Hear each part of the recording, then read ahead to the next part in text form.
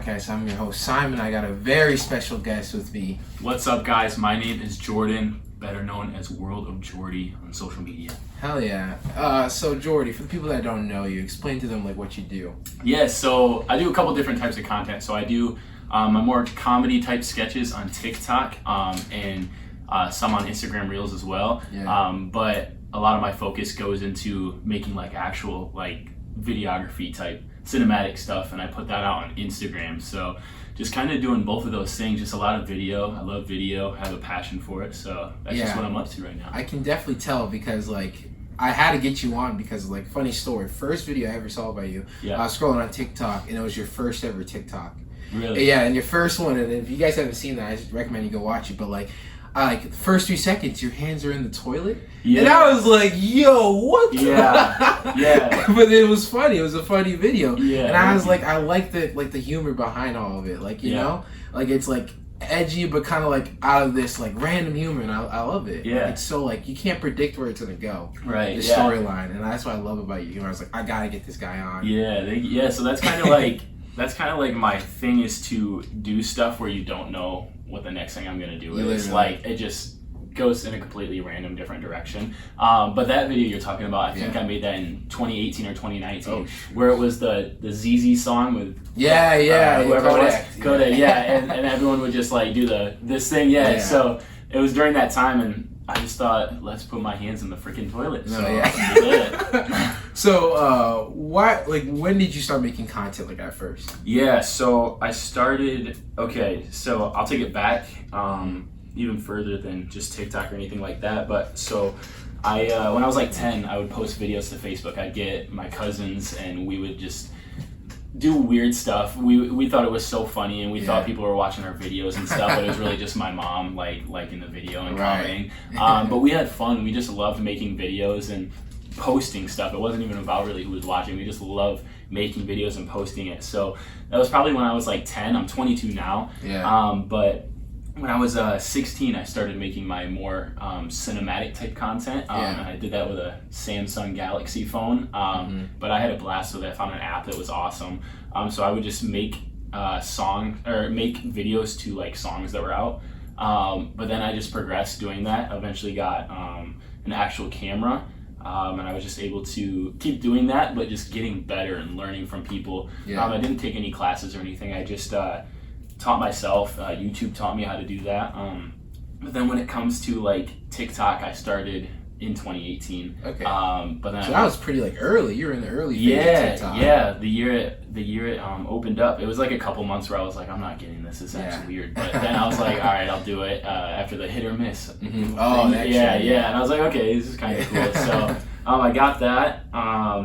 And then started posting on and off. Like I would go months without posting, and then I'd post something. But it's just about like posting was so fun to me, and just making videos. So seeing all the comments and replies. Yeah, it's fun. So what milestone did you hit for you to be like, wow, like I think I can take this more seriously than I thought I was going to originally? Yeah, so I think it was ever since I was a kid, I wanted to do social media stuff in some aspect. Really, it was like YouTube I wanted to pursue, but YouTube's kind of like a hard thing to go after, so I kind of wanted to build up a following first before I tried to go after YouTube. And TikTok at the time, like when it came out, it was huge, it blew up, and it's still huge, so I was like, let's just try to go after TikTok. But then it was, I had my first viral video, I think it was 2019, it was 112,000 views, and I thought that was so cool at the time. So I was like, sweet, like this is amazing. I still want to post consistently, but I stopped doing the consistency. Consistency has been a hard thing for me up until recently, where I had my other viral videos. So that was back in, it was like February of this year. I had a viral video where I poured a single Cheerio into a bowl, and I took the bowl and I whipped it at a wall, and people loved it. People loved that video. I got like it's at 3.1 million views. and I gained, I was at 2,000 followers at the time. Yeah. And I jumped from that video, I jumped up to 32,000 from one video. It was crazy. And I was like, this is, okay, we're going to do this. We're going to keep going after TikTok because it worked. So it's cool, There's like a lot you said there that, like, I love what you said. So, like, let's bring it back to what you said, the YouTuber stuff. So you said you wanted to become a YouTuber at first? Yeah. So did you start making content for YouTube first? Yeah, so, when did I start doing that though? Yeah, I think it was like 2017. And then when did you stop? Yeah, so 2017 I started making vlogs, but no one cares to watch my vlogs because I was just a high school student, not doing anything different than anyone else. So I was like, whatever, but it was still fun for me to do. And then I stopped probably 2018. So 2017 into 2018, I posted a couple times. But then I've had a few videos here and there from then too. So every once in a while, if I have like a longer video, I'll put it out there. So what do you think about like now with YouTube Shorts coming along, kind of like the next TikTok? Yes, that's crazy actually. So I didn't care about Shorts until yesterday. I actually watched Mr. Beast's podcast with Nelk, and he was talking about like if you don't start doing this like that, then you're kind of like an idiot because they're gonna start paying people like good. So I was like, man, I'm already doing TikTok. I like TikTok doesn't really pay like.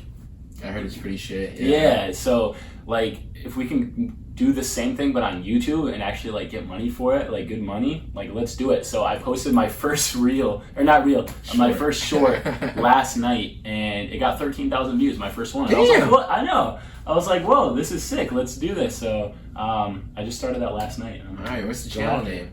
I changed it, so it was my name, but I just changed it over to WorldofJordy, so my social media platforms can all translate. Make sure to follow them below. Yes. So I did a little digging before this interview, and I saw that you're from Cali, right? No, from Michigan actually. From Michigan, okay. Yes, and you went to Cali and then you moved back to Michigan? Yes, yep. So I was actually a missionary, so I moved to California for 3 months where I did like gospel training and stuff like that, and how to preach, intense video training, stuff like that at a high capacity. And then I went on tour around the Midwest. Actually, was my tour region, but we go all over the United States, Europe, Africa, and Mexico.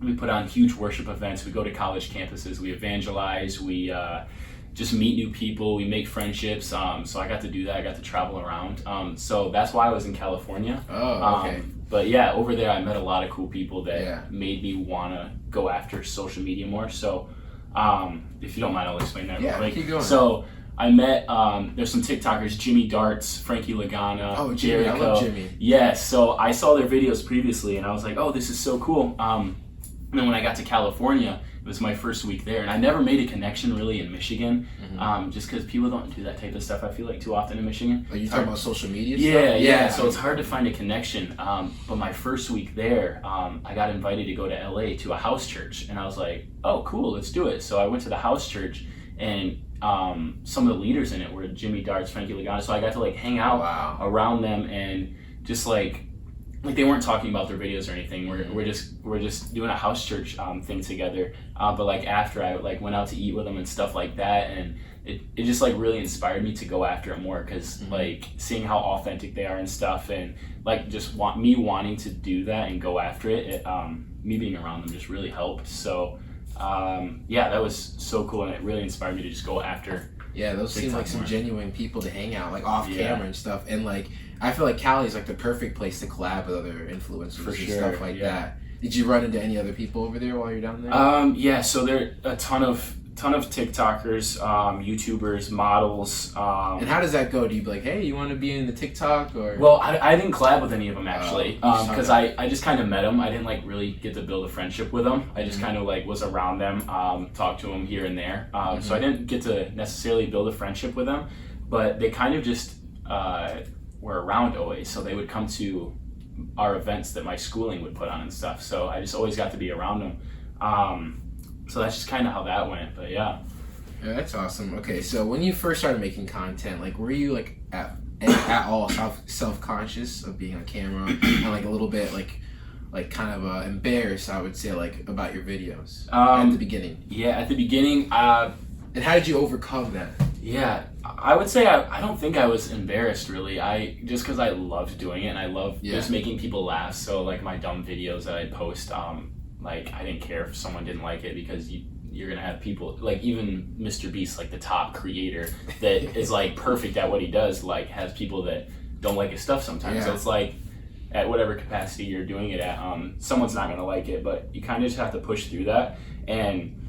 But for me, I don't think I was ever self-conscious on camera. It just was, I have to get used to being in front of it, because I would forget what to say. I would lose train of thought. But that's like my only struggle with it. I feel like I've gotten a lot better at that. I can just turn on a camera and just go. I don't know. It's almost like I have a different personality though. It's like I just jump into like a character. Like you're in work mode. Yeah, right. Yeah, it's go time. Yeah. So with your TikToks, like your content, like what I really appreciate, like I already said this before, but like you have a story and like you can't tell where it's gonna go. Like you think it's gonna go here, but like bam, there's like a plot twist or something. So like, how do you come up with those ideas for like a shocking twist, but then also like a good, also like entryway? Because like, you know, you only get like 3 seconds to capture a person's attention. Right. Yeah. So what goes into like idea making for literally sketches?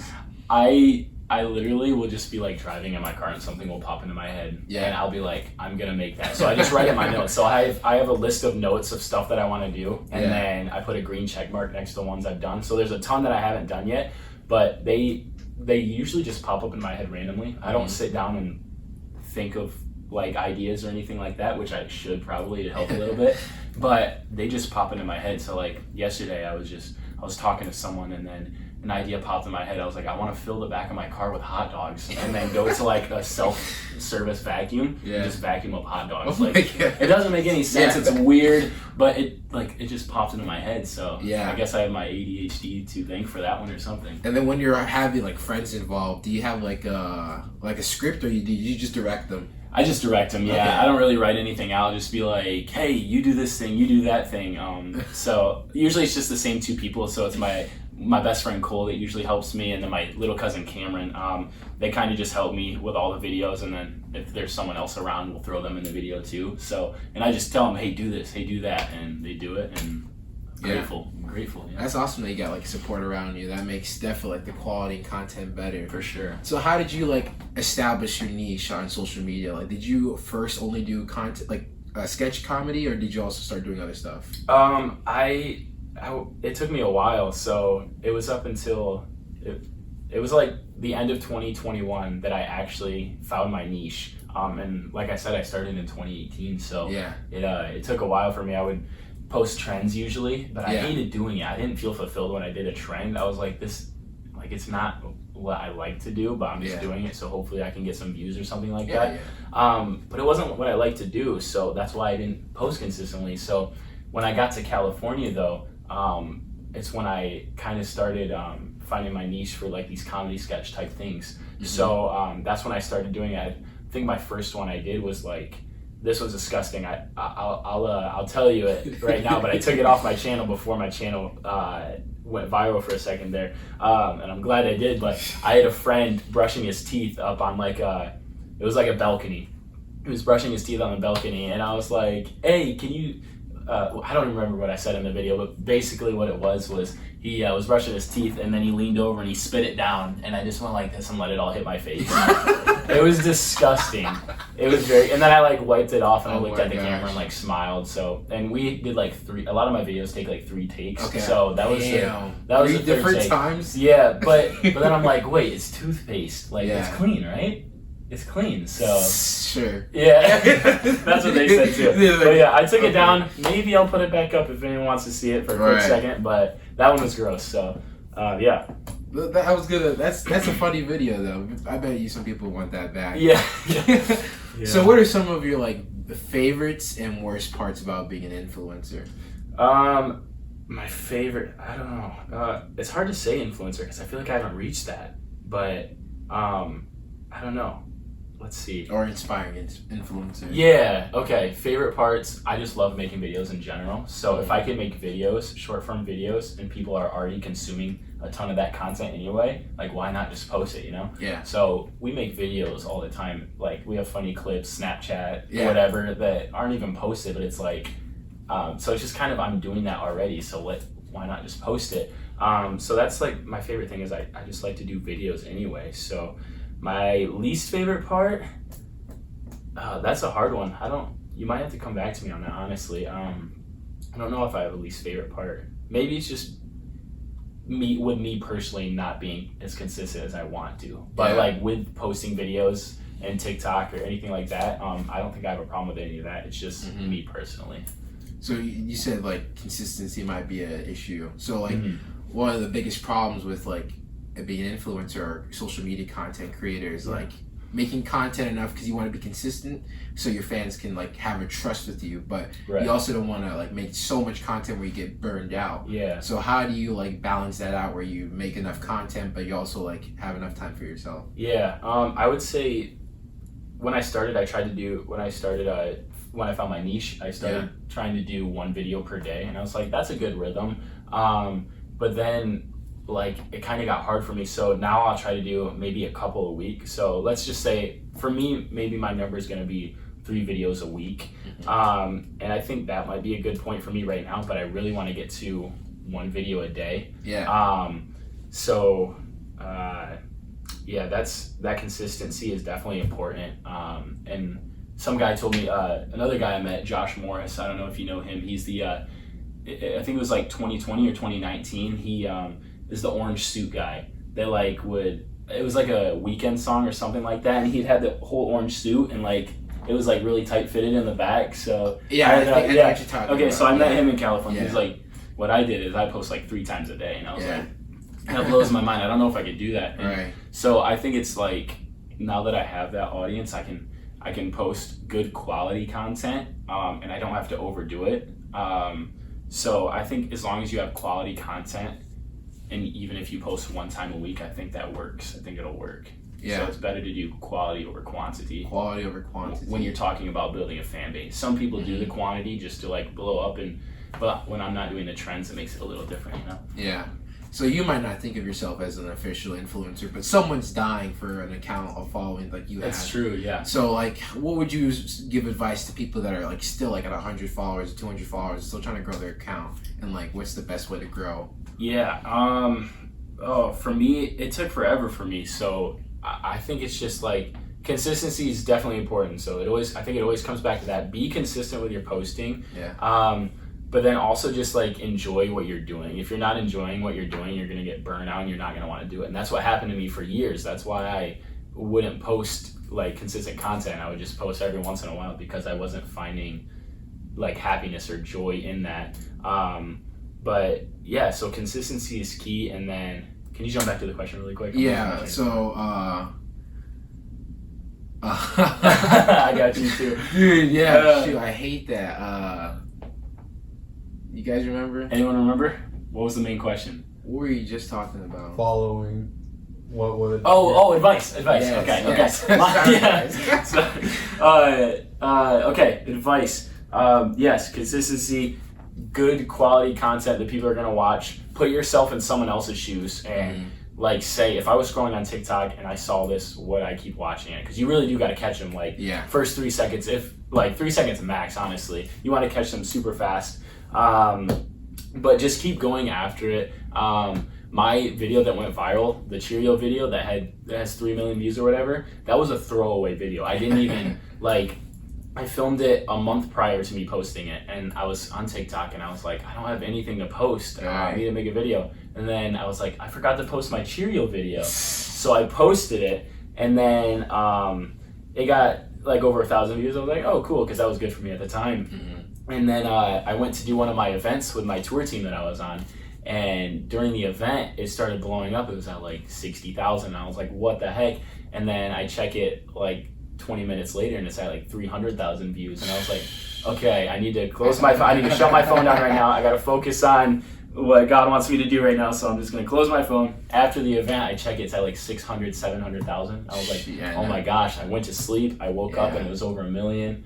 It was really cool. So it's just like, just really put yourself in someone else's shoes and say like, would I want to watch this video? So for that Cheerio video, I'd say people would, just because it was kind of pleasing, seeing the bowl just bounce off the ground, off the wall, back, and then shatter. And so people just kept watching it over and over again. So yeah, I definitely say that's like one of my favorite videos on your channel. Nice. But real quick, How long did it take you to get to 1K, and then after that, how long did it take you to get to 10K? Yeah, okay, yeah, good question. So 1K, I was already there because I did Musically in the past. Oh, so Musically helped out, yeah. You're one of those. Yes, bro, exactly, in like the 2X speed or whatever. Yeah. So I have cringy videos on private that you guys will never see. They're maybe I'll post one sometime just for the heck of it, but no, they're bad. So Musically, I already had over 1,000 followers. Yeah. So I was like, oh, sweet.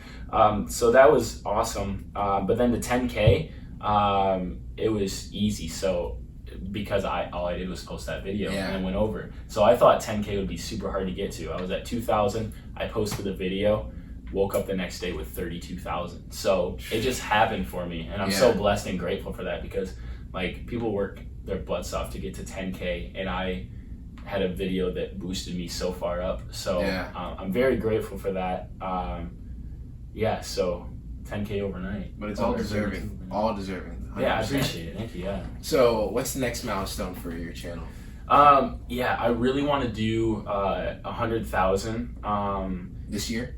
I said I wanted to do it this fall, but fall already started. Yeah. And I was not consistent over the summer at all. So I want to say by spring, we'll say maybe April or May. I really would love to be at 100,000. But that just depends on how much work I want to put in, right? So, but it also might change with YouTube Shorts. So I'm gonna start posting stuff on Shorts also. So we'll see what happens. But 100K would be incredible. That'd be so amazing, and that'd just be awesome to get to. So that's my next milestone, and we'll try to do it by spring. That's amazing. So you said like with YouTube Shorts being up, are you gonna do like more YouTube videos in the future? Hopefully. I would love to. Yes. Bring back the vlogs. Yes, that would be cool. Maybe not vlogs, but vlog style. You know Ryan Trahan? Yeah. He did the penny challenge. Yeah. Okay, so my friend is good friends with his wife.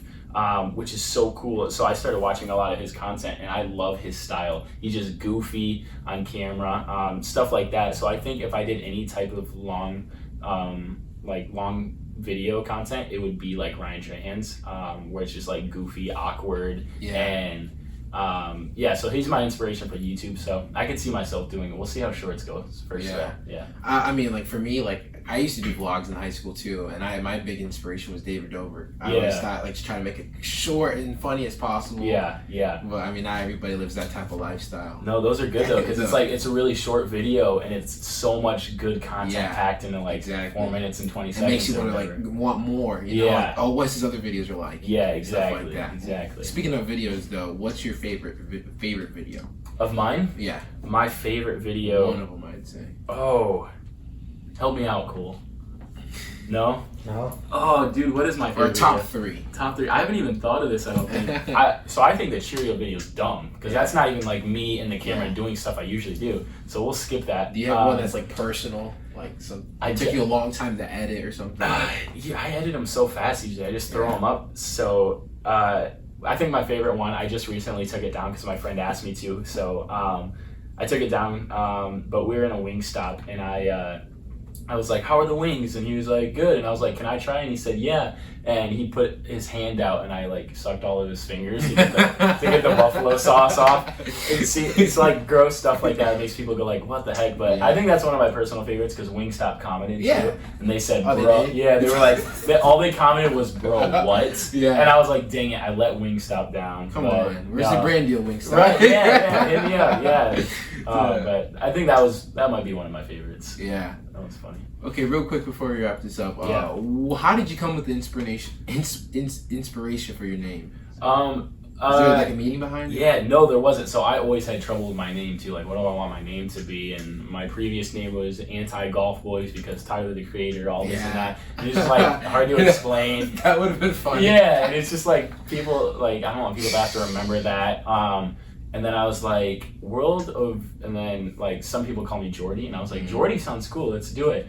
So I just thought of it one day. I was like, let's do WorldofJordy, because it kind of puts you, like when you're watching my content, I feel like it's like in its own personal thing, because it's like just literally so different and weird and random. So I was like, this is my world, like not like literally, this but is my your world, but like universe, you know? my universe in my channel right here. Like this is Jordy's world right here. So let's do World of Jordy. And I think it sounds cool and I think it'll stick. I'm just trying to get it for Instagram, but an inactive account has it. So those are the worst, man. It sucks, yeah. So I have to be like World of Jordy with 2 Y's maybe. Right, gotta wait for that verification. Right, yeah. That would have been so funny though if you would have named it after Tyler's like thing. Yeah. All his fans would have been like hating on you. Like, right, yeah. Screw you, what are you doing with Right, that? yeah. My Instagram's still at it right now, but we'll try to get that World of Jordy soon. Okay, but right before we end this up, we always ask everybody this. Yeah. What's the biggest L you've taken?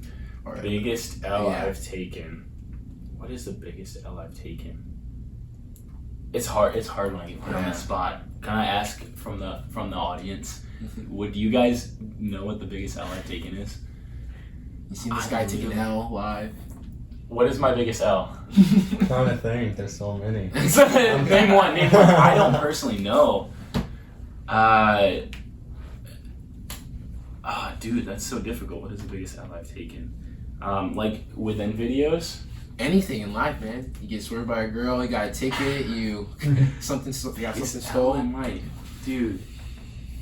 I don't know my biggest L, but I just had one pop into my head. This probably isn't like a huge one, but we'll just say it anyway. When I was in California back in June, my TikTok account got hacked, so that's a big L. Yeah. But then they were posting random videos, and I was like, "What the heck?" And my friend Cole actually texted me. He's like, "Dude, what are you posting on your account?" I'm like, "What do you mean?" So I went and looked. It was random videos.